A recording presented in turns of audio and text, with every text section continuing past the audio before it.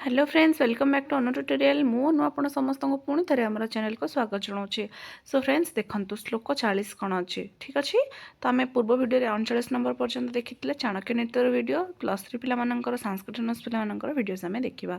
So friends जब चलते आरंभ करवा आज वीडियोटी आरंभ कर पूर्व आप समस्त को कही रखुच्छी जदि मो चैनल नुआ अच्छा चैनल को जल्दी जल्दी सब्सक्राइब कर दिंतु पाखे थे बेल आइकन को दबाई दिंतु और ऑल नोटिफिकेशन प्रेस कर दिंतु ताकि मु बनाऊँ सब वीडियो नोटिफिकेशन आप समस्त को सर्वप्रथमे मिल जाए ठीक अच्छे। तो देखो कौन रही वीडियोटी। तो 40 नंबर श्लोक आम देखा कौन है ना सुकुले योजयेत कन्याम पुत्रम विद्यासु योजयेत व्यसने योजयेत शत्रुम मित्रम धर्मे नियोजयेत ठीक अच्छे। तेज देखो कौन अच्छी आगक तार व्याख्या देखा।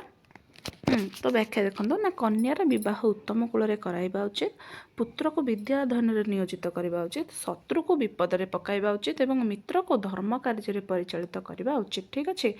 तापर देखो 41 नंबर दुर्जनस्य च सर्पस्य वरम सर्पो न दुर्जन सर्पो दशति कालेन दुर्जनस्तु पदे पदे दुष्ट लोक साप मध्य साप ही भल दुर्जन नुहे कारण साप थरे दंशन करें किंतु दुष्ट लोक क्षण क्षणक दुख दे थाए। तापर कौन अच्छी देखो श्लोक 42 कौन अच्छी देखो एतदर्थम कुलीनानां नृपः कुर्वन्ति संग्रहम आदि मध्य अवसानेषु न त्यजन्ति च ते नृपम।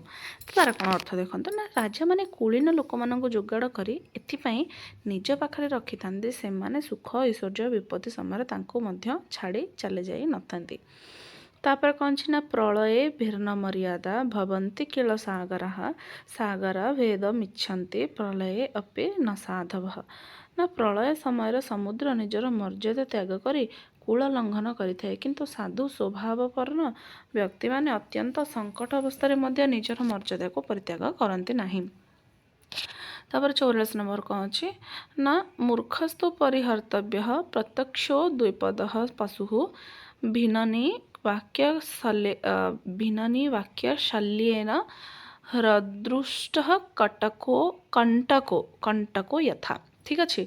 तो कौन हो ना मूर्ख को सर्वदा परित्याग करने उचित कारण से गोटे दुई गोड़िया पशु सदृश अटे से निजर वचन रूपक बाण एपरी कष्ट दे थाए जेपरी अदृष्ट कंटा को शरीर तार अर्थ कौन हो ना मूर्ख को सर्वदा परित्याग करने उचित कारण से गोटे दुई गोड़िया पशु सहित समान अटे से निजर वचन रूपक बाण एपरी कष्ट दे थाए जेपरी अदृश्य कंटा शरीर को दे थाए। 45 नंबर देखा रूप यौवन संपन्ना विशाल कुल संभव विद्याहीना न सोवंते निर्गंधा इव किंसुका। हाँ किंसुका माने कौन पलाश फूल ठीक अच्छे।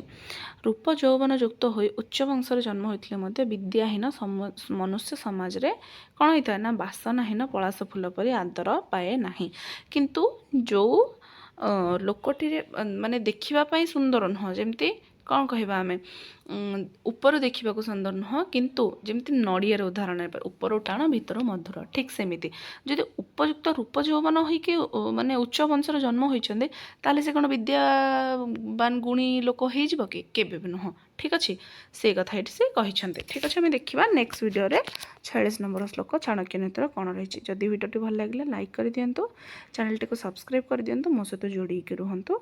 Thanks for watching.